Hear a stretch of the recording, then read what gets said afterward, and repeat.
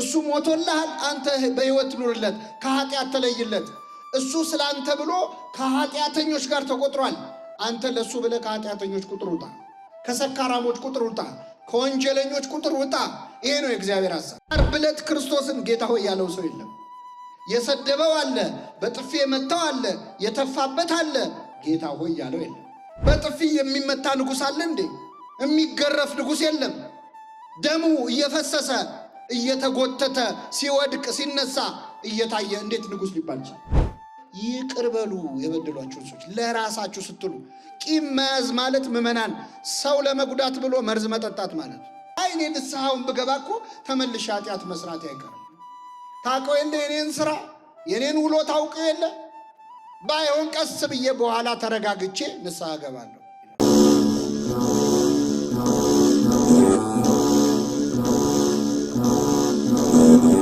ጌታ ሆይ በመንግስትህ በመጣህ ጊዜ ምን በለኝ?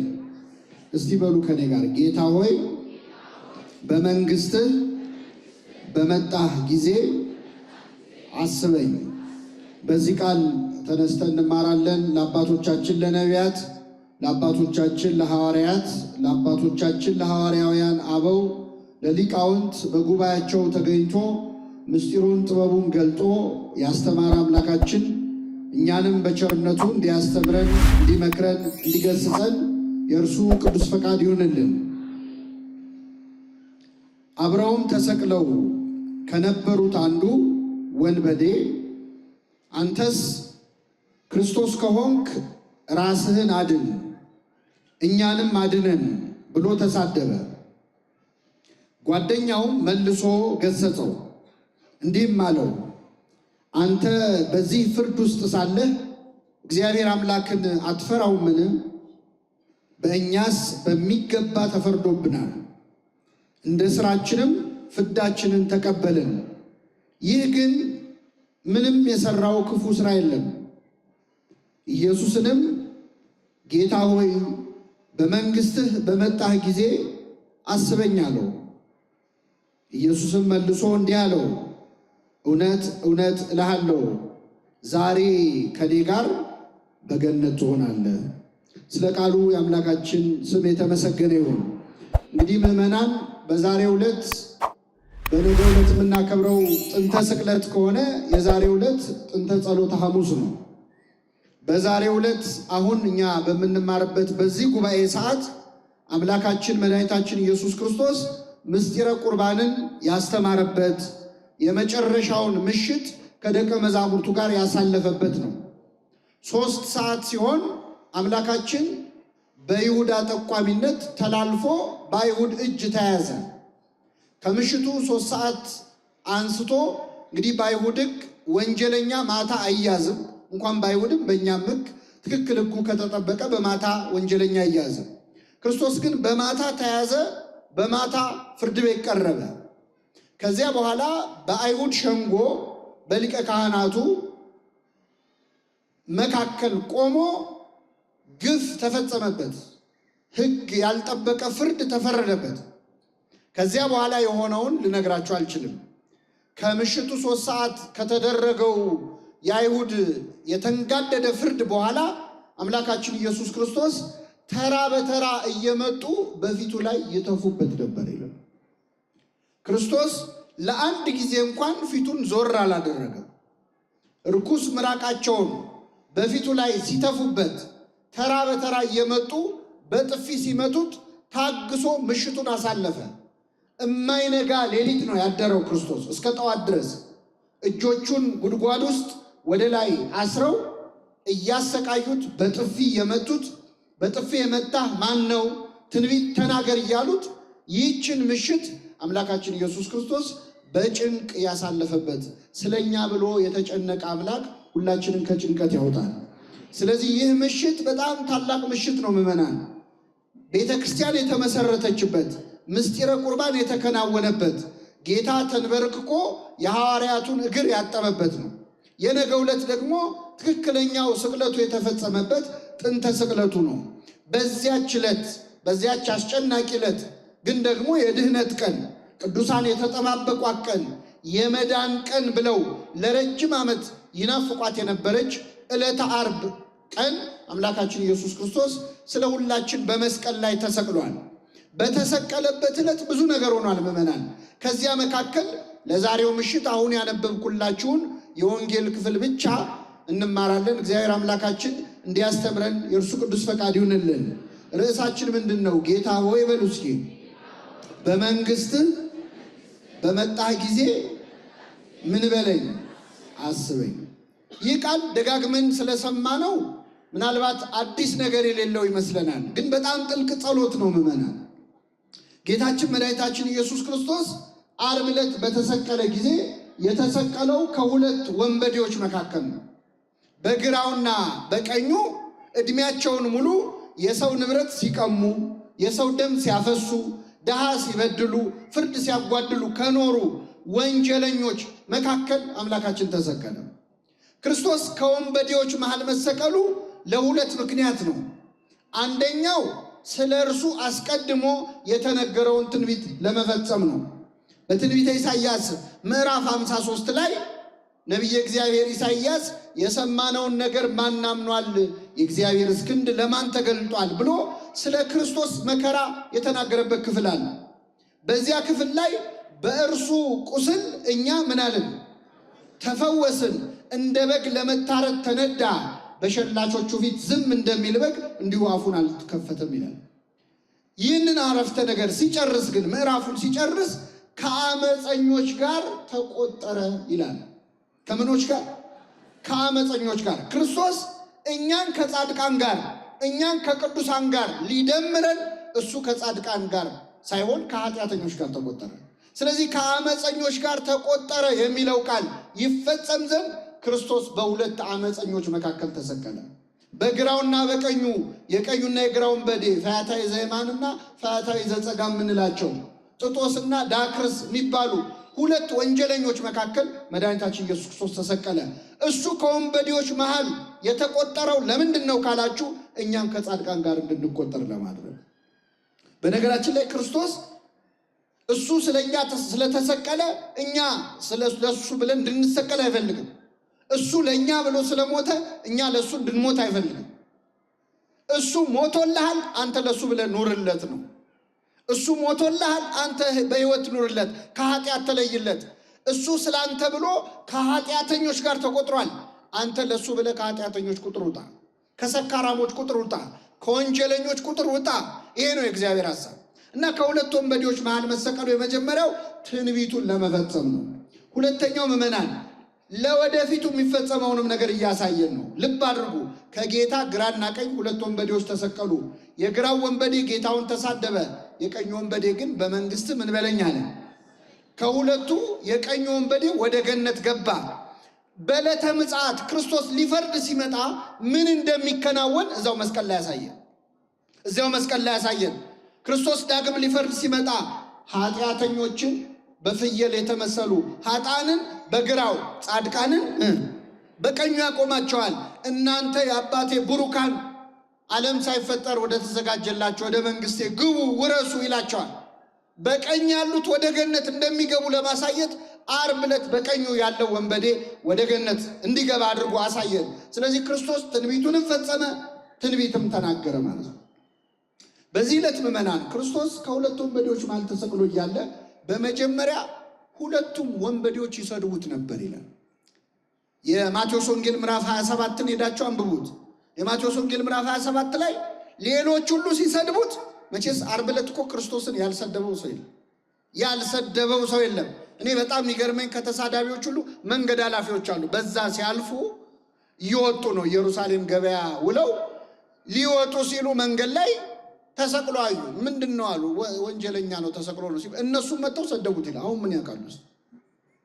በማያውቀው ነገር የሚሳደብ ሰው አለ። አሁን እኛ የሆነ ሰው ሲሰደብ ካየን ተጨምረን አብረን እንሳደባለን። ይሄ ሁሉ ሰው የሰደበው መቼስ ስድብ ቢገባው ነው ብለን ማለት ነው። እንደዚህ እኮ ነን። የወደቀ ዛፍ ምሳር ይበዛበታል ይባላል። የተሰደበው ላይ ስድብ ማዋጣት ልማዳችን ነው። ስለዚህ መጥተው ክርስቶስ ሰደቡት። በግራ በቀኝ ያሉት ወንበዴዎችም ሁለቱም ሰደቡት።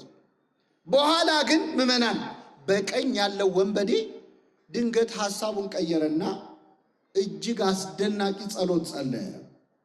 ጌታ ሆይ በመንግስትህ በመጣህ ጊዜ ምን በለኝ አስበኛል።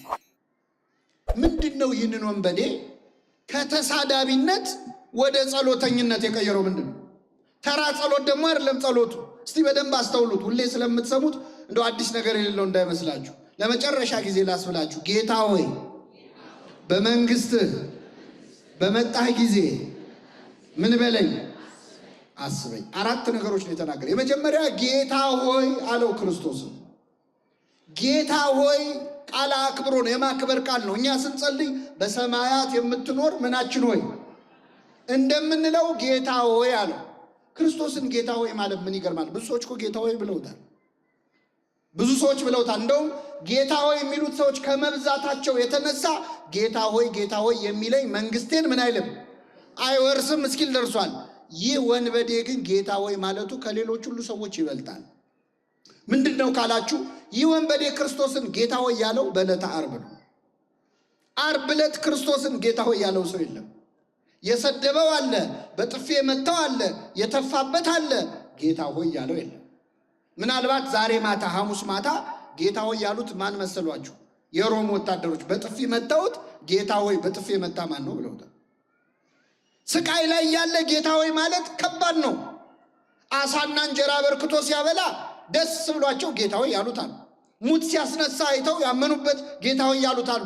ይህ ወንበዴ ግን ክርስቶስን ጌታ ሆይ ያለው የሾህ አክሊል ደፍቶ ደሙ እየተንጠፈጠፈ ያየው ነው።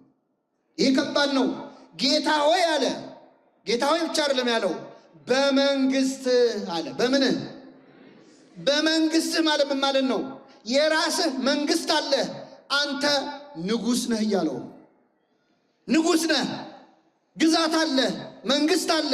በመንግስት በመጣ ጊዜ አለ። ምን እንዲህ ወንበዴ ምን ነክቶት ነው? ጌታ ሲያዩት ንጉስ ይመስላል እንዴ? አረብለት አይመስልም እኮ ንጉስ አይመስልም። ለጲላጦስ አላለውም እንዴ መንግስቴ በዚች ዓለም ብትሆን ኖሮ ወታደሮቼ ይዋጉልኝ ነበር ብሏል። በጥፊ የሚመታ ንጉስ አለ እንዴ? የሚገረፍ ንጉስ የለም። ደሙ እየፈሰሰ እየተጎተተ ሲወድቅ ሲነሳ እየታየ እንዴት ንጉስ ሊባል ይችላል? ይህ ወንበዴ ክርስቶስን ጌታ ሆይ ያለው ያየው ዙፋን ላይ ተቀምጦ አይደለም፣ መስቀል ላይ ተሰቅሎ ነው። በትረ መንግስት ይዞ እንደ ነገስታት በክብር የበትረ መንግስቱን ይዞ አይደለም፣ በበትር ሲቀጠቀጥ ነው ያየው፣ ሲደበደብ ነው ያየው። ዘውድ ደፍቶ አይደለም ያየው፣ የሾህ አክሊል ደፍቶ ነው ያየው። ስቃይ ላይ ሆኖ ነው ያየው። ግን በመንግስት አለ። አጠገቡ ያለው ንጉስ መሆኑን አውቋል። ዘላለማዊ ንጉስ፣ ሽረት የሌለበት ህልፈት የሌለበት ንጉስ። ምድራዊ ነገስታት በመንግስታቸው ወይ ይሻራሉ ወይ ይሞታሉ፣ ያልፋሉ። ወይ ህልፈት ወይ ሽረት አለባቸው። እግዚአብሔር ግን ለዘላለም ምንድነው? ንጉስ ነው። እኛ መተናልና አላነገስነውም፣ እኛ ሞተንም ይነግሳል። እግዚአብሔር አወቀው። አጠገቡ ያለው ንጉስ መሆኑን አወቀና ጌታ ሆይ በመንግስት አለ። ኧረ በመንግስት ብቻ ብሎ ቢያቆም ይበቃ ነበር። ይገርማቸዋል። በመንግስት ምን ባልክ ጊዜ አይሰማም። ልብ አድርጉ። ይህ ወንበዴ ጌታን እያየው ያለው ሊሞት ትንሽ ቀርቶት ነው አይደለም? ነው አይደለም? ስቃይ ላይ ነው ያለው፣ ሊሞት ነው። ሞተህ አትቀርም። ከሞት ምን ትላለህ? ተነስተህ አትቀርም። ወደ ሰማይ አርገህ አትቀርም። ዳግም ልትፈርድ በመጣህ ጊዜ ማን ነገረው? ለዚህ ወንበዴ አጠገቡ ያለው ቁስለኛ፣ አጠገቡ ያለው መከረኛ ሞትን ድል አድርጎ እንደሚነሳ ተነስቶ እንደሚያርግ አርጎ ዳግም ሊፈርድ እንደሚመጣ ለዚህ ወንበዴ ማን ነገረው? ፈያታዊ ዘየማን መኑ መሐረከ ታይምር ዘንተ። ቅዱስ ያሬድ ኢትዮጵያዊ ሊቅ የቀኙ ወንበዴ ይህንን እንድታውቅ ማን ነው ያስተማረ ይላል። አጠገብ ያለው ቁስለኛ በህማም ላይ ያለ የህማም ሰው የተናቀው ክርስቶስ ንጉስ መሆኑን ሊፈርድ ዳግም እንደሚመጣ ማን ነገረ ብሎ ቅዱስ ያሬድ ይጠይቃል። ከዛ ራሱ ቅዱስ ያሬድ በመንፈስ ቅዱስ ተቃይቶ ራሱ ይመልሳል። ፈያታዊ ዘየማን መኑ መሐረከ ታይምር ዘንተ፣ የቀኙ ወንበዴ ይህንን እንድታውቅ ማን አስተማረ ይልና ራሱ ቅዱስ ያሬድ ይመልሳል። ነቢያትን አልተከተልኩም አላስተማሩኝም፣ ሐዋርያትም አላስተማሩኝም። አላ ፀሐይ ቀጸበተኒ፣ ፀሐይ ጠቀሰችኝ፣ እሷን ባየው ጊዜ አመንኩኝ አለ። ማን ጠቀሰችኝ? ይህንን ወንበዴ ካጠገቡ ያለው አምላክ መሆኑን እንዲያውቅ ያደረገችው ማነች? ፀሐይ ነች። ለምን? ክርስቶስ በተሰቀለ ሰዓት ፀሐይ ጨለመ፣ ጨረቃ ደም መሰለ፣ ከዋክብት ረገፉ። ብርሃንን ያለበሳቸውን አምላክ እርቃኑን አናይም ብለው ጨለመች ፀሐይ። ስለዚህ የወንበዴ ፀሐይ ስትጨልም ሲያይ አጠገቡ ያለው የፀሐይ አምላክ መሆኑን አወቀና ጌታ ሆይ በመንግስትህ በመጣህ ጊዜ ምን በለኝ አለ? አስበኝ አለ። አያችሁ፣ ያደለው ከፀሐይ ይማራል። ከፀሐይ ተምሮ ንስሐ ይገባል። እኛ ስንት ሰባኪን ያስተማረን እስቲ ንገሩኝ። ስንት ስብከት ሰማን።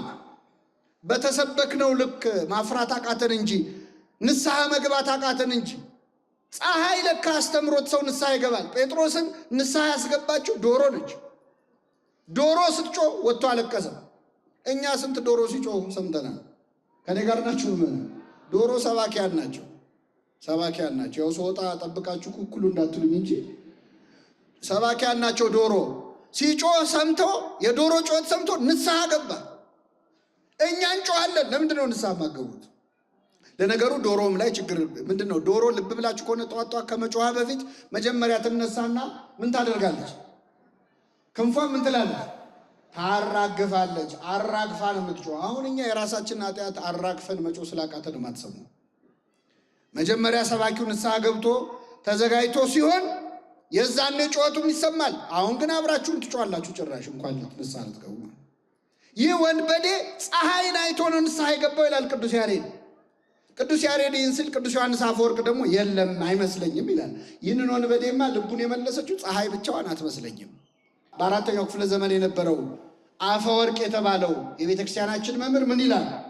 ይህ ወንበዴ ልቡ የተመለሰው በጌታ ንግግር ሳይሆን አይቀርም። ጌታ በተሰቀለ ጊዜ መስቀል ላይ 7 ቃላት ተናግሯል። የመጀመሪያው ቃል ምንድን ነው? አባት ሆይ የሚያደርጉትን አያውቁምና ይቅር በላቸው። ይገርማቸዋል። ክርስቶስ የሚያደርጉትን አያውቁምና ይቅር በላቸው ያለው ገና መስቀል ላይ ያለ ነው። ከኔ ጋር ናችሁ? አዎ፣ ገና ሚስማሩ ከእጁ ሳይወጣ። አሁን ከዚህ ጉባኤ ስትወጡ ምዕመናን፣ እዚሁ ጉባኤ ላይ ቆይታችሁ ስትወጡ አንድ ሰው እግራችሁን ቢረግጣችሁ ወይ ይቅርታ ቢል ትቀበላላችሁ? አትቀበሉ? ትቀበላላችሁ። ግን እግራችሁን ረግጦ ጭፍልቅ አድርጎ እያሸ ይቅርታ ቢላችሁስ ትቀበላላችሁ? መጀመሪያ እግርን ከእግሬ ላይ ምን በል አንሳ። ክርስቶስ እኮ ሚስማሩ ከእጁ አልወጣም። ገና እኮ የሾህ አክሊሉ ልቡ ድረስ ይሰማዋል። እያመመው ነው። የሚያደርጉትን አያውቁምና እኛ እኮ ይቅርታ ካረግን እንኳን ካለፈ በኋላ ነው። የዛሬ 10 ዓመት ምናምን የተበደለውን ነገር መቼስ ትቼልሻለሁ እንላለን። እሱንም አንልም። በእውነት የወጋ ቢረሳ ይኸው ታውቁታላችሁ። ሲቆይ የረሳው ልጅ መሰለሽ እንዴ ነው የምንለው። ተወግቶ የረሳው ማ ብቻ ነው? ክርስቶስ ገና ሚስማሩ ከእጁ ሳይወጣ የሚያደርጉትን አያውቁ። አሁን እዚህ መካከል ይህን ትምህርት የምትሰሙ ሰዎች ሰው ይቅርታ ማድረግ እንዳለበት ታምናላችሁ፣ እናምናለን። ግን የሆነ ይቅርታ ያላረግንለት ሰው የለም ወይ? የሆነች ይቅርታ ብሞት አላረግላትም የምትሏት ሴት የለችም ወይ? ሁላችንም ሕይወት ውስጥ ይቅርታ እንስማማለን። ግን እገሌ ከሆነ በሱ አትምጡብኝ እንላለን። እሷን ይቅር ብል ሞቼ እገኛለሁ እንላለን። እሱን ነው ይቅር በል ያለ ክርስቶስ። እሱን ነው። ተመልከቱ፣ ክርስቶስ እዛው ነው ይቅርታ ያደረገው። የሚያደርጉትን አያውቁምና ይቅር በላቸው ሲል እዛው እያመመው ነው። አለፈ ብሎ አይደለም። ይቅርታ ያማል ወይ? አዎ ያማል። ይቅርታ ይከብዳል። ግን ይቅርታ አድርጉ። የይቅርታን ሕመም ከክርስቶስ በላይ የሚያውቀው ነው። በይቅርታ አይደል እንደ የተሰቃየው? ይቅርታ አይደል እንደ ያቆሰለው? ይቅር ብሎን አይደል እንደ ሞተው? የይቅርታን ኃይሉን መስቀል ላይ ያየ ነው። የሚያደርጉትን አያውቁምና ምን በላቸው ይቅር በል። አሁን ይቅርታ አድርጉ የምትባሉት ሰዎች አንዳንድ ሰው ይቅር በል ሲባል በፍጹም ይላል። እስቲ ልጠይቃችሁ ምዕመናን፣ የበደሉን ሰዎች ምንም ያህል ቢበድሉን አይሁድ ክርስቶስ ላይ ያደረሱትን መከራ ያህል በድለውናል? አልበደሉንም። የክርስቶስ ያህል አልተሰቃየንም። አይ መቼስ አንዳንድ ሰው ክርክር ይወድ የለ። አረ የእሱ ይሻላል ይላል አንዳንድ ሰው። አረ የእሱ ይሻላል፣ የእኔ ይብሳል። እሺ ይባስ፣ ግድ የለም። ከክርስቶስ በላይ ሰዎች በድለው ይሆናል። አንተ እንደ ክርስቶስ ንጹሕ ነው ወይ? አይደለም። እሱ እኮ ንጹሕ ሆኖ ነው የተበደለው፣ ግን የሚያደርጉትን አያውቁምና ይህንን የይቅርታ ልብ ለሁላችን ያድለን። ለጠቅላላ እውቀት አይደለም የምነግራችሁ። ይህን የምትሰሙ ሰዎች ይቅር በሉ የበደሏችሁን ሰዎች ለራሳችሁ ስትሉ። ቂም መያዝ ማለት ምዕመናን ሰው ለመጉዳት ብሎ መርዝ መጠጣት ማለት፣ ሰው ለማበሳጨት ብሎ መርዝ መጠጣት። የምትጎዳው ራስህ ነህ። ለምን ነፍስህን ታቆስላታለህ? እዛው መስቀል ላይ ይህንን ንግግር ተናገረ ጌታ። ይህን ሲናገር የቀኝ ወንበዴ ልቡ ተሰበረ። እኔ ባልደረሱብኝ ሰዎች ላይ ደርሼ የሰው ንብረት ስቀማ ደም ሳፈስን የኖርኩት እሱ ለሚያሰቃዩት ሰዎች ይጸልያል ወይ ብሎ ልቡ ተሰበረና ጌታ ሆይ በመንግስት በመጣህ ጊዜ ምን በለኝ፣ ለሰቃዮች ካዘንክማ ለኔ አትጨክንብኝም፣ እባክህ ማረኝ አለ ይላል ቅዱስ ዮሐንስ አፈወርቅ። ወንበዴውን የመለሰ ሁላችንን ይመልሰን። አባ ጊዮርጊስ ዘጋስጫ የተባለ ቅዱስ አለ በቤተ ክርስቲያናችን። ኢትዮጵያዊ ሊቅ አባ ጊዮርጊስ ዘጋስጫ ደግሞ እንደ ቅዱስ ያሬድ የዚህን ወንበዴ ልብ የመለሰው ፀሐይ ናት አይመስለኝም ይላል። እንደ ዮሐንስ አፈወርቅ የጌታ ንግግር እሱ ብቻ አይመስለኝም ይላል። ምንድነው ታዲያ ካላችሁ ይህ ወንበዴ የተሰቀለው ከጌታ በስተቀኝ ነው። የክርስቶስ የመስቀሉ ጥላ ያረፈው በቀኝ ያለው ወንበዴ ላይ ነበር። ስለዚህ የዚህ ወንበዴ ልቡ የተሰበረው ጌታ ሆይ ጥላህን አሳርፈህበት ሳይሆን አይቀርም ይላል። ክርስቶስ በሁላችን ላይ ጥላውን ያሳርፍብን። የጴጥሮስ ጥላ ሙት ያስነሳል ነበር እንዴ? የነ ጳውሎስ ጨርቅ ያድናል ነበር? የጌታ ጥላ እኮ ልብ ይቀይራል። እግዚአብሔር ጥላውን ይጣልብን በሁላችን ላይ እና የወንበዴ ጸለ ጌታ ሆይ በመንግስት በመጣህ ጊዜ ምን በለኝ፣ አስበኝ፣ እኔን አስበኝ፣ ስራዬን እንዳታስብብኝ። መንገደኛ እንኳን አብሮ ሄደ ይተዛዘን የለ ወይ? በመስቀል መንገድ ላይ አብረን ነበርን። እባክህን በመንግስትህም አስታውሰኝ፣ ምሕረት አድርግልኝ፣ ስራዬን አይደለም እኔን አስበኝ ብሎ ጸለየ። ይህን ጊዜ ጌታ እውነት እውነት እልሃለሁ ዛሬ ከእኔ ጋር በገነት ትሆናለህ። ጸሎቱን ሰማው አልሰማው? የሁላችንን ጸሎት ይስማል። አቤት ምን አይነት ጸሎት ነው! ጌታ ሆይ በመንግስት በመጣህ ጊዜ ምን በለኝ። አሁን ይሄ ከወንበዴ የሚወጣ ጸሎት ነው። ይገርማል። የወንበዴ እኮ አይመስልም። ደግሞ ጸሎቱ የነፍስ ነው፣ የስጋ አይደለም። በጣም ይገርማቸዋል። እኛ እኮ አንጸልየውም። ዛሬ አንጸልየውም። ከኔ ጋር ናችሁ ምዕመናን?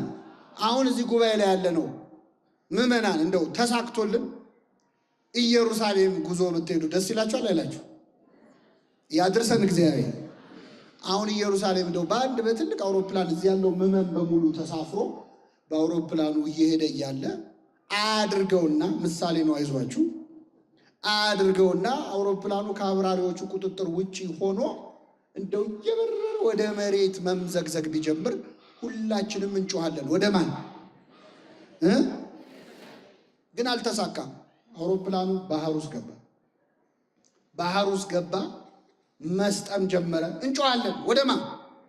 ምን አርግ ብለን?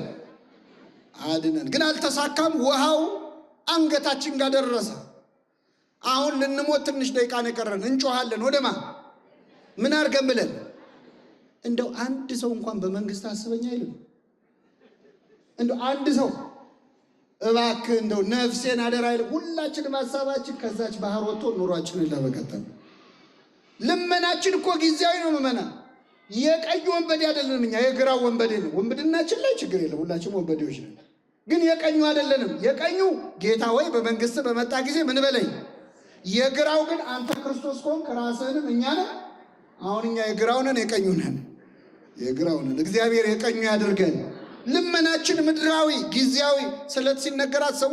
በእርግጥ ስለት ሰው ለፈለገው መሳል ይችላል። ግን ስለቶቻችን በሙሉ እኮ ምድራዊ ናቸው። ስራ የለኝም ነበር ስራ ስለሰጠኝ፣ ትምህርቴን ማለፍ ፈልጌ ነበር ስላለፉ፣ ውጭ ሀገር ልሄድ ቪዛ ስለተመታል። እንደው አንድ ሰው ለነፍሱ አይሳልም? ለንስሐ አብቃይ ብዬ ነበረ ንስሐ ስለገባው ስጋውን ደሙን ስለተቀበሉ፣ እንደው ምላሴ ኃይለኛ ሆኖ ከሰው ያጣላይ ነበር ምላሴን ዝጋልኝ ብየው አፌን ስለዘጋልኝ የሚል ስለተሰምታችሁ የለም።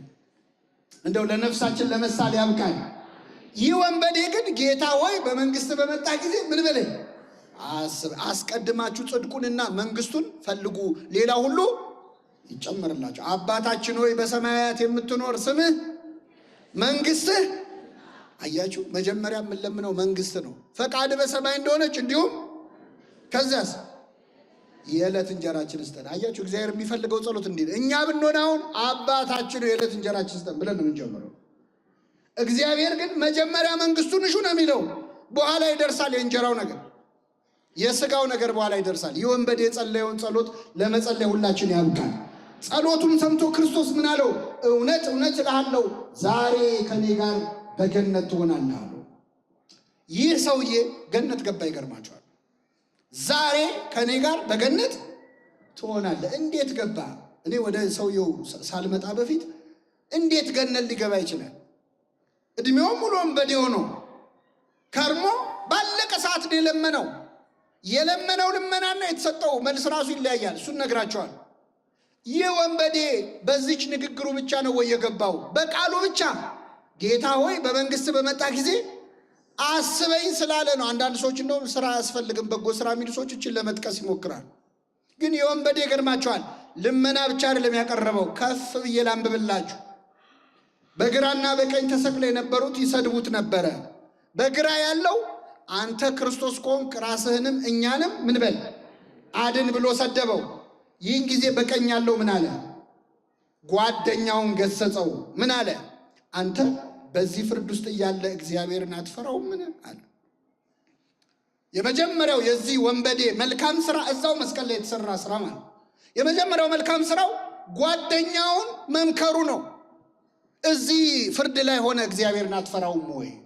ፍራው። ከዚህ በላይ ምን ስብከት አለ? የጥበብ መጀመሪያ በቃ ጓደኛውን መከራ። አያችሁ፣ አሁን ብዙዎቻችን እዚህ መሃል ብዙ ወጣቶች አላችሁ። ወጣቶች አብረን ኃጢአት እንሰራለን፣ አብረን ግን ንስሐ እንገባ። አብረን እንወድቃለን፣ አብረን ግን አንነሳ። አብረን እንስከር፣ አብረን እናመንዝር እንላለን፣ አብረን ንስሐ እንግባ ግን መባባል ላይ ችግር አለ። ይህ ወንበዴ ብቻውን አይደለም ሊድን የሞከረው፣ ጓደኛውን መከረ። አንተ በዚህ ፍርድ ላይ ያለ እግዚአብሔርን አትፈራው? ምን አለ? አንድ በሉ። ሁለት ከዚያ ምን አለ? እኛስ በሚገባ ተፈርዶብናል አለ። ምን ማለት ነው? በመስቀል ላይ ለመሞት የሚያበቃ ኃጢአትን ምን ብለናል? ሰርተናል።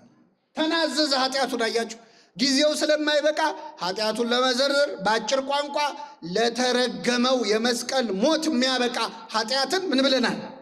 ሰርተናል አለ። ስለዚህ አንድ ጓደኛውን መከረ፣ ሁለተኛ ንስሐ ገባ። ለመስቀል የሚያበቃ ኃጢአትን ምን ብለናል ብሎ ሰርተናል። ሶስተኛ ይህ ግን ክፋትን አላደረገም። እስኪ በሉ፣ ይህ ግን ክፋትን አላደረገም። ለማን ነው እየመሰከረ ያለው? ለክርስቶስ። ምንም ክፋት አላደረገም አለ። ዓርብ ዕለት እስቲ ለክርስቶስ መጥቶ ምንም ክፋት አላደረገም ብሎ የመሰከረ አንድ ሰው አለ? የለም። በዋለበት የዋሉ ባደረበት ያደሩ ሐዋርያቱ ከዮሐንስ በስተቀር እግሬ አውጪ ብለው ብን ብለው ጠፍተው ብቻውን ነው ክርስቶስ። ማን መሰከረለት? አይናቸውን ያበራላቸው ሰዎች አይናችንን አበራው እንጂ ምን አጠፋ አላሉ። ያቺ ደም ይፈሳት የነበረች ሴት 12 ዓመት የልብሱን ጫፍ ነክታ ደሟ ቀጥ ያለው ደሜን ቀጥ አረገው እንጂ ምን አጠፋ አትንኩት አላለች። 5000 ሕዝብ አሳና እንጀራ በርክቶ ሲበላ ጥርግ አድርገው የበሉት ሰዎች አበላን እንጂ ምን አጠፋ አላሉ። ከአልጋ ቁራኛ ከደዌ ዳኛ ከ38 ዓመት በሽታ ያስነሳው ሰውዬ እንኳን አልመሰከረለትም። እንዲያውም በጥፊ መቶታል። ይገርማል። በዛሬው ምሽት ጌታ በሊቀ ካህናቱ ሸንጎ ውስጥ እየተመረመረ እያለ ሊቀ ካህናቱ ሲጠይቀው ክርስቶስ መለሰ። ሲመልስ እዛ ከቆሙ ሰዎች አንዱ መጣና ክርስቶስን እንዴት ለሊቀ ካህናቱ ትመልሳለህ ብሎ በጥፊ መታው ይላል። ሲመታው ክርስቶስ ምን አለ? ለምን ትመታኛለህ? እስኪ በሉ ለምን? ክርስቶስ ያ ሁሉ ጅራፍ ሲወርድበት ለምን ትመቱኛላችሁ ብሏል? ሲቸነከር ለምን ትቸነክሩኛላችሁ ብሏል አላል። ይህ ሰውዬ ግን ሲመታው ምን አለ? ክፉ ተናግሬ ከሆነ ስለ ክፉ መስክርብኝ፣ መልካም ተናግሬ ከሆነ ግን ለምን ትመታኛለህ? ለምንድን ነው የዚህ ሰውዬ ጥፊ ክርስቶስ ከሌላው ብት በላይ ተሰምቶት ያናገረው? ለምንድን ነው ካላችሁ ክርስቶስ መጥቶ በጥፊ የመታው ሰውዬ ማን እንደሆነ ስለሚያውቅ። 38 ዓመት ከተኛበት አልጋ ያስነሳው ያበሽተኛ ነበር። ስለዚህ ጌታ ያመመው ጥፊው አይደለም፣ ባዳነው ሰው መመታቱ፣ ባዳነው ሰው እጅ መመታቱ አመመው። ክፉ ተናግሬ ከሆነ መስክርብኝ፣ መልካም ተናግሬ ከሆነ ለምን ትመታኛለህ? አልጋህን ተሸክመ ሂድ ከማለት ውጪ ምን ክፉ ቃል ተናግሬያለሁ? ክፉ ተናግሬ ከሆነ መስክርብኝ፣ አልጋህን ተሸክመ ሂድ ብዬ በመልካም ቃል አድኜ ከሆነ ግን ለምን ትመታኛለህ? ያዳነንን በኃጢአታችን ከመምታት ይጠብቀን እግዚአብሔር። እያንዳንዳችን የምንሰራው ኃጢአት ያዳነንን መምታት ነው ምእመናን። እያንዳንዱ ኃጢአት በክርስቶስ እሾህ አክሊል ላይ አንድ ሌላ እሾህ መጨመር ነው። አመመው ክርስቶስ፣ ለምን ትመታኛለህ? ያን ቀን ማንም አልመሰከረለትም። ይህ ወንበዴ ግን በአደባባይ መሰከረ። ይህ ግን ምንም ክፋትን አላደረገም፣ እኛንን የሚገባንን የምንቀበለው አለ። ከዚህ በኋላ ዞሮ ወደ ጌታ ሆይ በመንግስትህ በመጣህ ጊዜ ምን በለኛል? አስበኛል። ሁለት ነገር ነግሬያቸው አበቃለሁ። ይህ ጸሎት በጣም ትልቅ ጸሎት ነው። ጌታ ሆይ በመንግስትህ በመጣህ ጊዜ ምን በለኝ። ቤተ ክርስቲያናችን ይህን ጸሎት ቅዳሴ ላይ ከተው ተዘከረን እግዚኦ በውስተ መንግሥትከ፣ አቤቱ በመንግስትህ በመጣህ ጊዜ ምን በለን። አይገርም? ቅዳሴ ላይ ላለነው ወንበዴዎች ብላ እኮ ነው። ቅዳሴ ላይ ላለነው ወንበዴዎች ብላ ይህንን ጸሎት አመጣችሁ። ይህንን ወንበዴ ያሰበ አምላክ ሁላችንን ያስበን። በመንግስት በመጣ ጊዜ አስበኝ ሲል ክርስቶስ ምን መለሰለት? እውነት እውነት እልሃለሁ ዛሬ ከእኔ ጋር በገነት ትሆናለህ። መቼ? ጥያቄውና መልሱ ይለያያል። ወንበዴ ያለው ምንድን ነው? ጌታ ሆይ ሙታንን አስነስተ ሁሉ ለፍርድ ሲቆም ልትፈርድ ስትመጣ ያኔ እኔን አስበኝ ያለው። ክርስቶስ ምን መለሰለት? እሺ ዳግም ልፈርድ ስመጣ አስባለሁ አላለው። ያለው ምንድን ነው? ዛሬ ከእኔ ጋር በገነት ትሆናለህ። መቼ? እስክመጣም አትጠብቅም። አቤት የእግዚአብሔር ምሕረቱ! አንዱን ወንበዴ ዛሬ ምርሃለሁ አለው። አቤት ይህንን ወንበዴ ዛሬ ምርሃለሁ አለው የሚለው ታሪክ የተጻፈው ታምረ ማርያም ላይ ቢሆን ኖሮ ሰዎች ተረት ነው ይሉን ነበር። እንዴት አንድ ወንበዴ ሊገባ ይችላል ገነት ይሉን ነበር። ይህንን ታሪክ ወንጌል ላይ ያጻፈ አምላክ ስሙ የተመሰገነ። አቤት ገድል ላይ ቢሆን ኖሮ እናንተን የፈጠራችሁት ይሉን ነበር። የእግዚአብሔር ምሕረት ከአእምሮ በላይ ነው ምእመናን። በጣም ይደንቃል። እንዴት አንድ ወንበዴ ገነት ይገባል? እንደውም ቅዱስ ያዕቆብ ዘስሩግ በደረሰው ድርሳኑ ላይ ይህ ወንበዴ ወደ ገነት ሲገባ ቆሞ ይጠብቅ የነበረው ሱራፊ መልአክ አለ። በጣም ይገርማል። ጠየቀው ይላል፣ አንተ ማነህ? ከቅዱሳን አንዱ ነው ወይ? አብርሃም ነው ወይ? ያ እንግዳ የሚያስተናግደው አብርሃም አንተ ነህ አለው። ኧረ አይደለሁም፣ እኔ እንኳን እንግዳ ላስተናግድ የሰው ቤት ስዘርፍ ነው የኖርኩት አለ። እሺ ዳዊት ነህ? ኧረ አይደለሁም። ጻድቃንን ቅዱሳንን ሁሉ ጠራ፣ ከነሱ ውስጥ አንዱም አይደለሁም። ታዲያ እንዴት መጣህ ወደዚህ? የእሳቱን ባህር እንዴት ተሻግረ መጣህ አለው። የክርስቶስን የደሙን ማህተም አሳየው። ይህን ከያዝክማ ማትገባበት የለውም ብሎ በሩን ከፈተለት፣ ወደ ገነት ገባ ይላል። እግዚአብሔር የተመሰገነ ይሁን። የክርስቶስን ደም ይዘን የማናልፈው በር አለ። ለዚህ ነው ቁረቡ የምትባሉት። ለዚህ ነው ስጋ ወደሙ ተቀበሉ የምንባለው። ገባ፣ ወንበዴውን ማረው። እንዴት ሊሆን ይችላል? እኛም ቸገረን። እግዚአብሔር የፈለገውን ማድረግ ይችላል አይችልም? አንዳንድ ሰዎች በእግዚአብሔር ምሕረት ገሌ እንዲት ምሕረት አገኝ በላይ ሰብ በጥርኝ ውሃ ዳነ ሲባል ደማቸው የሚፈላ ሰዎች አሉ። እንዴት በጥርኝ ውሃ ይላል? እና ውሃው በበርሜል መሆን አለብን? እግዚአብሔር በትንሹ ማዳን ይችላል አይችልም? በጥቂት ማዳን ይችላል አይችልም? በጥቂትም ወይም በብዙም ማዳን ለእግዚአብሔር አይቸግረውም ይላል። እሱ ለማረው ምን አገባችሁ መባል አለባችሁ። ወንጌል ላይ እኮ ክርስቶስ ምን ብሏል መሰላችሁ? አንድ ሰውዬ በጠዋት ተነስቶ የእርሻ ቦታው ላይ የሚሰሩ ሰራተኞች ሊቀጥር ወጣ ይላል። ወጥቶ ከጠዋት የጀመረ 3 ሰዓት ላይ 6 ሰዓት ላይ 9 ሰዓት ላይ 11 ሰዓት ላይ ሰራተኛ ቀጠረ። 11 ሰዓት ላይ ቀጠረ። ከዛ 12 ሰዓት ሲሆን ስራው ቆመ። 11 ሰዓት የተቀጠረው ሰውዬ ስንት ሰዓት ነው የሰራው? አቤት 1 ሰዓት። ለሱ 1 ዲናር ሰጠው። ስንት ሰዓት ስለሰራ? ለ1 ሰዓት ሰራተኛው 1 ዲናር ሲሰጠው 12 ሰዓት የሰሩት ሰዎች ከኋላ ቆመው ያባዛሉ። ለሱ 1 ከደረሰው ለኔ ስንት ነው የሚደርሰው? 12። እሱ ግን ለሁሉም 1 ዲናር ሰጣቸው። አጉረመረሙ ይላል። እኛ ከጠዋት ጀምሮ መተን ለፍተን ደክመን አሁን የመጡ ሰዎች እንዴት 1 ዲናር ከኛ እኩል ይሰጣቸዋል? ያም ሰውዬ መለሰ፣ የወይን አትክልት ስፍራ ባለቤቱ መለሰ፣ በገንዘቤ የወደድኩትን አደርግ ዘንድ መብት የለኝም ወይ? ወይስ አይናችሁ ምቀኛ ሆነች አላቸው ይላል። ይህ የወይን አትክልት ሰራተኛ ባለቤት እግዚአብሔር ነው። ከጠዋት ጀምሮ የተቀጠርነው እኛ ነን። እዚህ መሃል ከሕፃንነቱ ጀምሮ ከእግዚአብሔር ቤት ያልተለየ ጠዋት የተቀጠረ ሰራተኛ አለ፣ ከቤተ ክርስቲያን የማይለይ። አሁን ባለቀ ሰዓት የመጣ ሰው አለ፣ እንደ ግራው ወንበዴ እንደ ቀኝ ወንበዴ ባለቀ ሰዓት የመጣ አለ። ሁሉም የሚወርሱት ግን ስንት መንግስት ነው? አንድ መንግስት ነው። እንዴት እኩል ይሰጠናል አይባል። እኛም ቅዱስ ጊዮርጊስም የምንወርሰው መንግስት አንድ ነው። ክብሩ ይለያይ ይሆናል፣ መንግስቱ ግን ስንት ነው? አንድ። እግዚአብሔር በገንዘቡ የፈለገውን ማድረግ ይችላል አይችልም? እኛ ጨካኞች ስለሆነ እግዚአብሔር እንደኛ ጨካኝ የሚሆን ይመስላል። ና ግባ አለው። ዛሬ ከኔ ጋር በየት ትሆናለህ? በገነት ትሆናለህ። ሁለት ነገር ነግሬያችሁ ላብቃ ምዕመናን። ይህ ሰውዬ ጌታ ሆይ ብሎ ጌትነቱን፣ በመንግስትህ ብሎ መንግስቱን፣ በመጣህ ጊዜ ብሎ ምጽአቱን፣ አስበኝ ብሎ ምህረቱን መሰከረ። ይህ አልበቃውም። ጓደኛውን መከረ፣ እባክህ ንስሐ እንግባ ብሎ። ይህም አልበቃውም። የክርስቶስን ንጽህና በአደባባይ ምን አለ? መሰከረ። ይህም አልበቃውም። እኛ ለመስቀል ሞት የሚያበቃ ኃጢአት ሰርተናል ብሎ ንስሐ ገባ። ይህ አሁን የነገርኳችሁን ነገሮች ሁሉ ያደረገው ከ30 እስከ 40 ሰከንድ ቢፈጅበት ነው፣ ወይ 1 ደቂቃ ቢፈጅ ነው። በ1 ደቂቃ ይህን ሁሉ ስራ ሰርቶ ነፍሱን አዳነ። እንደውም አንዱ ባለቅኔ ምን አሉ? ይሄ ሰውዬ ወንበዴ ነበር አይደለም? ነበር አልነበረም? ስራው ስርቆን ነበረ እና መጨረሻ ላይ ምን ሰረቀ ብትሉ እዛው መስቀል ላይ ገነትን ሰረቀ ይላሉ።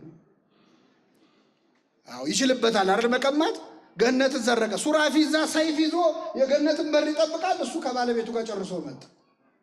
አስገራሚ ወንበዴ ነው አይደል? አዎ ባለቤቱን ይቅርታ ጠይቆ ጨርሶ ጉዳዩን መጣ። ይህንን ሁሉ ነገር ያደረገው ግን በ30 ደቂቃ ነው፣ በ30 ሰከንድ ነው፣ ወይ በ1 ደቂቃ ነው። እሺ ደስ ይበላችሁ፣ በ1 ሰዓት ነው። እኛ ህይወታችንን ሙሉ ማድረግ ያልቻለውን እሱ በዚህ ደቂቃ አደረገው። እኛ ንስሐ ለመግባት ስንት ምክንያቶች ነው ያሉ? ተማሪው ቆይ ትምህርቴን ልጨርስ ይላል። ሰራተኛው ቆይ ከጡረታ ልውጣ ይላል። ልጅ ያላቸው ቆይ ልጄን ላሳድግ ይላል። ልጁ ሲያድግ ቆይ ላስመርቀው ይላል። ሲመረቅ ቆይ ልዳረው ይላል። ንስሐ ላለመግባት ምክንያታችን ብዛቱ። እኔ የኔን ስራ ታውቀው የለ እንዴ? እኔ እኮ ነጋዴ ነኝ፣ አሁን ከስራዬ ጋር አይሄድም ይላል። አይመቸኝም ይላል ብዙ ሰው። ምንም ባይመቼ እንደዚህ ወንበዴ ከመስቀል ጋር አልተቸነከርክም። ተቸንክሮ ነፍሱን አዳነ። ምናልባት የዛሬዋ ምሽት የመጨረሻ ምሽታችን ብትሆን ምን እናውቃለን? መቼ እንደምንሞት የሚያውቅ ሰው አለ እዚህ መሃል? የእናንተ ቅድስና አላውቅም፣ እኔ ግን አላውቅም። መቼ እንደምንሞት አናውቅም። 1000 ዓመት አይኖር እንላለን። 100 ዓመት እንኳን እንኖርም። አገር ጉራችን ደግሞ 1000 ዓመት አይኖር ይላል ሰው። 100 ዓመት አትኖርም። 100ንም ከኖርክ በስቃይ ነው የምትኖር። እና የወንበዴ ጌታ ሆይ በመንግስት በመጣ ጊዜ ምን በለኝ። ይህንን ሁሉ በጎ ስራ የሰራው በጣም በሚገርም ሁኔታ በ30 ደቂቃ ውስጥ። ላለመመለስ የምንደረድረውን ምክንያት እግዚአብሔር ያርቅልን። ንስሐ ግቡ ሲባል እኔ ብዙ ሰው እንደውም ሊሞት ሲል ነው ንስሐ መግባት እቅዱ። በምን አወቅ ካላችሁ ብዙ ሰው ሲጸልም ይላል ለንስሐ ሞት አብቃኝ ይላል። ለምን ሞት? መቼ ነው ንስሐ ሊገባ ያሰበው? ሊሞት ሲል። እዚህ ምድር ላይ እኮ ፈቃ አቤት ከኃጢአት ጋር ያለን ፍቅር እኮ እንዲሁ ምን አይነት ኮሚትመንት ነው! ትዳር አረግ ነው እኮ ኃጢአትን መላቀቅ አንፈልግም። ስለዚህ በኋላ ነው ንስሐ። አይ እኔ ንስሐውን ብገባ እኮ ተመልሼ ኃጢአት መስራት አይቀርም። ታውቀው የለ የኔን ስራ የኔን ውሎ ታውቀው የለ። ባይሆን ቀስ ብዬ በኋላ ተረጋግቼ ንስሐ እገባለሁ ይላል። መልሼ ኃጢአት ከምሰራ ነው። ይሄ ምክንያት አይደለም። ይሄ ምክንያት አይደለም። ምዕመናን ገላችንን እንታጠባለን በቀን በቀን። እሺ እንደው ቢርቅ በሳምንት በወር እሺ በዓመት ቢሆን ግዴ ለምን እንታጠባለን? ገላችንን ታጥበን መልሰን እንቆሻለን። አንቆሽሽ አይሰማኝም። ስለዚህ መቆሸሻችን ለማይቀር አንደኛውን ጠርቀምቀም ብሎ ለምን ስንሞት አንታጠቡ ትላላችሁ? አንል። የእስካሁኑን እንታጠበው የቀረውን እግዚአብሔር ያውቃል አይደለም? አዎ ከስጋ በመታጠብ ከሚመጣብን ቆሻሻ ከምናስወግደው ቆሻሻ በላይ ኃጢአት እኮ የበለጠ ነው፣ የከፋ ነው፣ ነፍስ የሚያቆሽሽ። ስለዚህ ቀጠሮ አትስጡ። ይህ ወንበዴ የቀረችውን ሰዓት ወሰነባት። የመዳን ቀን መቼ ነው? ዛሬ አይደለም አሁን ነው የሚለው። ዛሬማ ብዙ ነው። ዛሬማ ከጠዋት እስከ ማታ እኮ ነው። እስከ ሌሊቱም እኮ ዛሬ ነው። የመዳን ቀን መቼ ነው? አሁን ነው። ቅዱስ ዮሐንስ ወንጌላዊ ይገርማቸዋል። በነገው ዕለት ጌታ ተሰቅሎ ሲሰቃይ አይቶ የክርስቶስ መከራ ከልቡ አልጠፋ ብሎት ነበር። በዚህ ምክንያት ፊቱ በሐዘን የጠቆረ ነበር። ቁጹረ ገጽ ነው የሚባለው። ዮሐንስ ከዚያ በኋላ ብዙም አይስቅም ነበር በሕይወት ዘመኑ። ሳቅ ሲስቅ ያየው ሰው የለም። ሐዘን አልጠፋም። የጌታ መከራ አይኑ ላይ ስላለ ማለት ጌታ ተነስቶ እንኳን ግን አይረሳው እና አንድ ቀን ግን ይገርማቸዋል። እንደው ከአንጀቱ ስቋል ይባላል። ቅዱስ ዮሐንስ ሆዱን ይዞ ስቋል። ምንድነው ያሳቀው? አንድ ሰውዬ ልብስ ሲያሰፋ አይቶ፣ ማሰፋቱ አይደለም ልብስ እያሰፋ ይከራከራል። አሳጥረው እዚህ ጋር በደንብ ጠበብ አርጋት፣ አደራ እጁን እንዲያርገው እግሩን እንዲያርገው እያለ ልብስ ሲያሰፋ የእግዚአብሔር መልአክ መጣና ለወንጌላዊ ዮሐንስ በጆሮው አንድ ነገር ነገረው። ይሄ ሰውዬ ልብስ የሚያሰፋው ሰውዬ ነገ ጠዋት ይሞታል አለ። መቼ ነው የሚሞተው? አሁን ምን እያደረገ ነው? አደራ ጠበብ እንዳይል አደራ እዚህ ጋር ይላል። ሊገነዝበት እኮ ነው። ትስቃላችሁ አይደለም? ጠባቂ መልአካችን በእኛ የሚስቀው እንደዚህ ነው። እኛስ መቼ እንደምንሞት ምናውቃለን? መቼ እኔ የሚገርመኝ ሰው ቀብር ላይ ቆሞ እኮ ያቅዳል። ቀብር እየቀበርን እኮ እናቅዳለን። እኔ በጣም እንደው ቀብር ላይ እንኳን ትንሽ አቶ እየተቀበረ ከንፈር እየመጠጥን አሁን ከዚህ በኋላ እዛ ሄጄ ከዛ ቤት ገብቼ ከቤት በኋላ አረ ቀብር ላይ ነገ አንተ ትሞታለህ። አሁን እንኳን አስታውሰው። አንተ በዚህ ፍርድ ላይ ሳለህ እግዚአብሔርን አትፈራውም አለው ጓደኛውን ሲመክረው። በዚህ ጭንቀት ላይ እያለ በዚህ ሁሉ ነገር በተበላሸበት አገር ላይ እየኖርን አሁን እግዚአብሔርን ያልፈራን መቼ ልንፈራ? በየቀኑ ደም ሲፈስ እያየን፣ ግፍ ሲፈጸም እያየን፣ እርስ በርስ ሰው ከሰው ሲተላለቅ እያየን በዚህ ፍርድ ላይ እያለን እንኳን እግዚአብሔርን አንፈራው? መቼ ነው የምንመለሰው? ምን ሲከሰት ነው የምንመለሰው? ምን ሲከሰት ነው? በጣም ይገርማል። የዚህን ወንበዴ ልብ የመለሰ አምላክ የሁላችን ልብ ይመልሰው። ከዚያ ምን አለ? ጌታ ወይ በመንግስት በመጣ ጊዜ አስበኝ ሲለው፣ እውነት እውነት እልሃለሁ ዛሬ ከኔ ጋር በገነት መቼ? ዛሬ ከኔ ጋር በገነት ትሆናለህ። አንዳንድ ሰዎች ጥምቀት አያስፈልግም የሚሉ መናፍቃን ይሄ ወንበዴ መቼ ተጠመቀ ይላሉ። ሰዓት አለ ስለተባልኩ እችን ጨምሬ ወደ መጨረሻው ነጥበታለሁ። ከኔ ጋር ናችሁ? እግዚአብሔር ከሁላችን ጋር ይሁን። ይህ ወንበዴ መቼስ ሰው ካልተጠመቀ የእግዚአብሔርን መንግስት ሊወርስ፣ ታዲያ የወንበዴ መቼ ተጠመቀ ብለው ጥምቀት አያስፈልግም ለማለት የሚሞክሩ ሰዎች፣ ይሄ ሰውዬ ተጠምቋል። እንደውም እንደሱ የተጠመቀ ብዙ ጥምቀት የተጠመቀ የለም። የተጠመቀበትን ምክንያቶች ላሳያችሁ። አንደኛ የሮሜ መልእክት ምዕራፍ 6 ከቁጥር 6 ላይ የተጠመቃችሁ ሁላችሁ ከክርስቶስ ጋር በሞቱ ተባብራችኋል ይላል። ሕፃን ሆነን ስንጠመቅ ክርስትና ስንነሳ ካህኑ ወስዶ ውሃ ውስጥ ይጨምረናል፣ ይዘፍቀናል። ከዛ ከውሃው ምን ይለናል?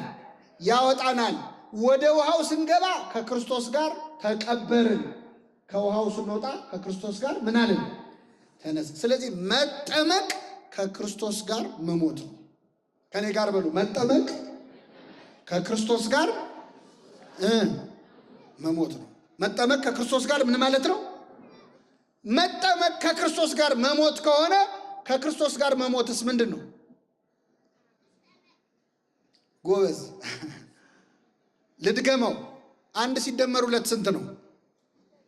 እንዴ ቀጨኔ ሂሳብ ችግር አለ እንዴ? 1 ሲደመር 2 ስንት ነው? 2 ሲደመር 1ስ? በጣም ጥሩ። መጠመቅ ከክርስቶስ ጋር ምን ማለት ነው? ከክርስቶስ ጋር መሞትስ? አቤት ይህ ወንበዴ ተጠምቋል ወይ ካላችሁኝ መልሱ ከክርስቶስ ጋር ሞቷል አልሞተም? ስለዚህ ከክርስቶስ ጋር መሞት ራሱ ምን ማለት ነው? አምኖ ስለሆነ ይቅር በለኝ ብሎ ስለሆነ ከክርስቶስ ጋር መሞቱ ራሱ እንደምን እንደ ጥምቀት ይቆጠራል። 1 በል 2 ክርስቶስ ከደቀ መዛሙርቱ መካከል ዮሐንስና ያዕቆብ የተባሉት እናታቸውን ላኩ ወደ ጌታ አማላጅ አድርገው። እናቲቱ ምን አለች? ጌታ ሆይ በምትነግስ ጊዜ እንግዲህ ክርስቶስ እነግሳለሁ ሲል ሰምታለች። እነግሳለሁ ሲል መንግስት ያቋቁማል መስሏት እኮ። ክርስቶስ እነግሳለሁ ያለው በምን ላይ ነው? በመስቀል ላይ ነው። እደፋለሁ ያለው የሸዋ አክሊል ነው። እና እነግሳለሁ መንግስት ተሰጠኝ ስልጣን ተሰጠኝ ሲል ስለሰማችሁ እነሱም ስለሰሙ ሐዋርያት ጌታ እስኪያርግ ድረስ የክርስቶስ መንግስት ምድራዊ መስሏቸው ነበር። ስለዚህ ምን አለችው? በነገስክ ጊዜ በክብርህ ልጆቼን በግራና በቀኝ አድርግልኝ አለችው። ክርስቶስ ምን አለ? የምትለምኑትን አታውቁም። ይቺ ሴት መጣ ልጆቼን በግራና በቀኝ በነገስክ ጊዜ አቁምልኝ ማለት በሌላ ቋንቋ አብረውህ ምን ይበሉ ማለት ነው? ይሰቀሉ ማለት ነው። የምትለምኑትን አታውቁም። በእውነት እግዚአብሔር የለመነውን ሁሉ ስላልሰማን ስሙ የተመሰገነ። አሁን የለመነውን ሁሉ ቢሰማን እንደው በእውነት ችግር እኮ ነበር። ወጣቶች አሁን እስቲ ስንት ልመና ነው ትለምኑት መጣችሁ? የብዙ ወጣቶች ልመና ምንድን ነው? አትዋሹ፣ እኔ ልንገራችሁ። የወጣቶች ልመና ትዳር ነው አይደል? አዎ ዛሬ እችኛዋን ስጠኝ ብለህ ትለምናለህ። ነገ ትመጣና እግዚአብሔር ሆይ እችኛዋን ተዋት፣ ሳስበው ተዋት፣ ይቅርብኝ ደግሞ ያችን። አሁን የለመንከውን ሁሉ ቢሰጥ ህይወት አይበጠበጥም። ሰው እኮ ማመልጭ ከቻኳን እኮ ስርዝ ድልዝ ሲበዛው ጥሩ አይደለም አይደል? የኛ ጸሎት እኮ ብዙ ስርዝ ድልዝ አለው። የለመነውን ያህል ስላልሰማን ስሙ የተመሰገነ ይሁን። አቤት አሁን የለመነውን ሁሉ ቢሰጠን እኮ መጥፎ ነበር ማለት።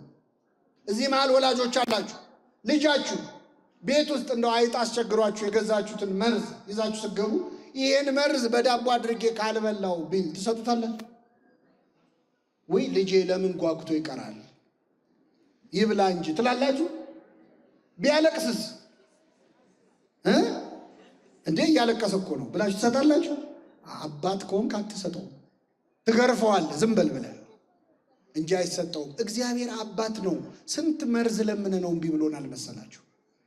ስንት ክፉ ነገር ነፍሳችንን የሚጎዳ ልመና ለምነነዋል። አባት ስለሆነ ግን እምቢ ይላል፣ አይሆንም ይላል።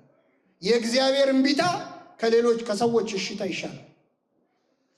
ቆይ ምን ላንተ ብሎ ነው? ምን ይቆልበታል? ሁሉን ቢሰጥ ለሱ ላንተው ብሎ ነው ወይ? ነገሩ ላንተ አይሆንም፣ አለዚያ አንተ ለነገሩ አትሆንም። እያዘጋጀህ ነው፣ ጊዜው አይደለም። እና የምትለምኑትን አታውቁም። እና ይህን ልመና ከለመኑ በኋላ ጌታ ምን አለ መሰላችሁ? ከኔ ጋር ናችሁ? እኔ የምጠጣውን ጽዋ ልትጠጡ፣ እኔ የምጠጣውን ጽዋ ልትጠጡ፣ እኔ የምጠመቃትን ጥምቀት ልትጠመቁ አትችሉም አለ። አሁን በደንብ አስተውሉ ምዕመናን፣ ስብከት አይደለም ይህ ትምህርት ነው። እኔ የምጠጣውን ጽዋ በሉ ልትጠጡ፣ እኔ የምጠመቀውን ጥምቀት ልትጠመቁ አትችሉም አለ። ሁለት ነገር ነው ያለው ክርስቶስ። ጥምቀቴን ልትጠመቁ ጽዋዬን ልትጠጡ አትችሉም አለ። ሲል ምን አሉት? እንችላለን አሉት። እንችላለን ሲሉት ምን አለ ጌታ? ጽዋዬንስ ትጠጣላችሁ፣ በግራና በቀኝ መቀመጥ ግን ከአባቴ ዘንድ ለተሰጣቸው ነው። አስተውሉ። ቅድም ጥምቀት ያላትን አሁን በግራና በቀኝ መቀመጥ አላት። ከክርስቶስ ጋር አብሮ መሰቀል፣ በግራ በቀኝ መቀመጥ ጥምቀት ተብሎ የተነገረው በራሱ በክርስቶስ አንደበት። ከዚያ ውጭ ኢትዮጵያዊ ሊቅ ቅዱስ ያሬድ እምገቦከ ውህዘ ማይ፣ ከጎንህ ውሃ ፈሰሰ ወቀደሶ ለፈያታይ፣ ወንበዴውን ቀደሰው ይላል። ስለዚህ ከክርስቶስ ደም የፈሰሰው ውሃና ደም ይህንን ወንበዴ ቀድሶታል። ይሄ ቢያመልጠው እንኳን ሲኦል ወርዶ ክርስቶስ ለነፍሳት ቀኝ እጄን ሰጥቷቸው ወኮነቶሙ ጥምቀተ፣ ጥምቀት ሆነቻቸው ይላል። ይሄ ሁሉ ጥምቀት አላለፈውም ይህንን ወንበዴ። ይሄም ቢያልፈው ምዕመናን፣ በብሉይ ኪዳን የነበሩ ሰዎች ጥምቀት ሳይሰራ ነው የሞቱት። ይህ ወንበዴ ባይጠመቅ እንኳን በክርስቶስ ማመኑ ያድነዋል። ስለዚህ እናይቶ ጌታ ሆይ በመንግስት አስበኝ ለሚለው ጸሎት ምን አለ? እውነት እውነት እልሃለሁ ዛሬ ከኔ ጋር በገነት ሆናል። የመጨረሻ የምነግራችሁ ምዕመናን፣ ወንበዴው የጸለየው ጸሎትና ክርስቶስ የመለሰለት መልስ ይለያያል። እሱ የጠየቀው በምጽአትህ ነው ያለው፣ አስበኝ ነው። እሱ ግን ዛሬ ያለው እኛ ከምንለምነው ልመና በላይ የማን መልስ ይበልጣል? ጥቂት ሲለምኑት ብዙ የሚሰጥ አምላክ ነው። ለነገ ሲለምኑት ለዛሬ የሚያደርግ አምላክ ነው። እግዚአብሔር ከለማኞቹ እውቀት በላይ ስለሆነ እንዲያውም ሳንለምነው ነው የሚሰጠን። አብዛኛውን ጸሎት እኮ እኛ ሊስት አድርገን ይሄን አድርግልኝ ብለን ነው አይደለም እግዚአብሔር የሚሰጠን። እሱ ስለሚያውቅ ሳንለምነው የሚያስፈልገንን አውቆ ያደርግልናል። ጸሎታችንን አርሞ የሚሰማ አምላክ ነው። አሁን እኛ የምንጸልየው ጸሎት ውስጥ ብዙ ችግር አለበት። እግዚአብሔር ግን የእኛን እውቀት ማነስ አይቶ ይሰማናል። በዚህ በጣና ገዳማት የተከሰተ አንድ ነገር ልንገራችሁ። አንድ ሰውዬ መናኝ ሆኖ ባህታዊ ሆኖ ከጣና ገዳማት በአንዱ ዋሻ ውስጥ ቆሞ ለረጅም ዓመታት ጸሎት እያደረገ በምናኔ ይኖራል። ከኔ ጋር ናችሁ? ብዙ ዓመት ሆኖታልና እዛ ቆሞ እየጸለየ ያለ አንድ አባት በጀልባ ተሳፍረው ወደዚያች ደሴት ይደርሳሉ። ሲደርሱ ቆይ መንገዴን ከመቀጠሌ በፊት እዚች ደሴት ላይ ትንሽ አረፍ ልበል ብለው ጀልባውን ያቆሙና ወደ ደሴቱ ገብተው ዞር ዞር ማለት ይጀምራሉ። ከዛ ድምፅ ይሰማሉ። ድምፁን ተከትለው ሲሄዱ ዋሻ ውስጥ አንድ በጣም የሚያስፈራ ሰውዬ ቆሞ ይጸልያል። ጸጉሩ ሁሉ አድጓል፣ ብዙ ዓመት ሆኖታል። ያስፈራል። ጠጋብን ሰው ሁሉ አይመስልም። ግርማው በጣም ያስፈራል። ይጸልያል። እኛ አባት ትልቅ አባት ናቸው። ሲሰሙት ግን የሰሙትን ነገር ማመን አቃታቸው። ይሄ ሰውዬ የሚጸልየው እጁ ዘርግቶ ምን እያለ እንደሆነ ታውቃላችሁ? ጌታዬ ሆይ አትማረኝ እያለ ነው። ምን አትበለኝ? እንዴ እኛ የምንለፈው ምን በለን ብለን ነው። አትማረኝ ብሎ ጸሎት እንዴት ያለ ነው ብለው ደነገጡና እጃቸውን ጸፍተው፣ አባቶች የሚጠራሩት እንደዛ ነው። እጃቸውን መተው ቀሰቀሱት። ከዛ ጸሎቱን አቋርጦ ሲያያቸው ደንግጦ መጥቶ እግራቸው ስር ወደቀ። ምን እየሰራ ነው አሉት። አይ እኔ እዚህ ብዙ ዓመት እየጸለይኩ እግዚአብሔርን እየለመንኩ ነው ያለሁት። ከየት ሀገር ነው የመጣው? ከዚህ ሀገር። መንፈሳዊ ትምህርት ተምራል? ምንም አልተማርኩም፣ እንዲሁ እግዚአብሔር ጠርቶኝ ነው አለ። ታዲያ ምንድን ነው የምትጸልየው ጸሎት? ጌታዬ ሆይ አትማረኝ። እንዲህ አይነት ጸሎት አለ ወይ? ከየት ነው ያመጣው ይህን ጸሎት አለ። አንድ መነኩሴ መጥተው አስተምረውኝ ነው አለ። አይ መነኩሴ ነኝ ብሎ ያስተማረ ሰይጣን ነው እንጂ አትማረኝ የሚል ጸሎት የለም። ለምን አባታችን ነው ያትልም ማለት ነው። አላቀውም አለ። አታቀውም? አዎ። አባታችን አያታቅም? አዎ። እንግዲያውስ እሺ ቁጭ በል ብለው የክርስቲያኖች ሁሉ ጸሎት ጌታ ያስተማረው ቁጭ አድርገው አስተማሩት። አባታችን ወይ በሰማያት የምትኖር ስምህ ይቀደስ፣ እንደምንም ብሎ ያዘው። በል ችለዋል፣ ከዚህ በኋላ ሁለተኛ አትማረኝ እንዳትል ደህና ዋል ብለውት እኛ አባት በጀልባ ተሳፍረው ጉዟቸውን ቀጥለው ባህሩ መካከል ሲደርሱ የሰውዬ መጣና ጸሎት ጀመረ። አዲስ ጸሎት ተምሯል። ምንም ይል አባታችን ሆይ በሰማያት የምትኖር ስምህ ይቀደስ፣ መንግሥት ትምጣ ብሎ ጠፋበት። ደገሙ። አባታችን ሆይ በሰማያት የምትኖር ስምህ ይቀደስ፣ መንግሥት ትምጣ። የለም ቢለው ቢሰራው መንግሥት ትምጣ ብሎ ቀጥሎ ምንድነው ጠፋበት። አይ እኛ አባት ሳያመልጡኝ ልድረስባቸው ብሎ ሮጦ ሄዶ ጀልባው ላይ ደረሰበትና አባቴ መንግሥት ትምጣ ብሎ ቀጥሎ ምንድን ነው አላቸው። ሮጦ ሄዶ ነው ያልኳቸው። እሳቸው እየሄዱ ያሉት በምንድን ነው? እሱ በባህሩ ላይ ነው የሮጠው። ሲያዩት ውሃው ላይ ቆሟል። በሌኔ ወንድም እንደ በፊት በቀጥላሉት። እግዚአብሔር ጸሎቱን ሰምቶታል አልሰማውም? እሱ አትማረኝ ብሎ በቅቷል። እሳቸው ማረኝ ብለው በጀልባ እየሄዱ ማለት ምን ማለት ነው? እግዚአብሔር የሰማው ያለውን ሳይሆን ለማለት የፈለገው ነው። እግዚአብሔር ለማለት የፈለገውን ይስማን። በንግግር ችሎታ እኮ አይደለም እግዚአብሔር የሚሰማው፣ በንግግር ጥበብ አይደለም። ይህንን ወንበዴ ጌታ ሆይ በመንግስት በመጣህ ጊዜ አስበኝ ሲለው እውነት እልሃለሁ ዛሬ ከኔ ጋር በየት ትሆናለህ? በገነት ትሆናለህ አለው። ይህንን ወንበዴ የማረ አምላክ እኛን ወንበዴዎቹን ይማረን። የሰማነውን በልቡናችን ያሳድርብን።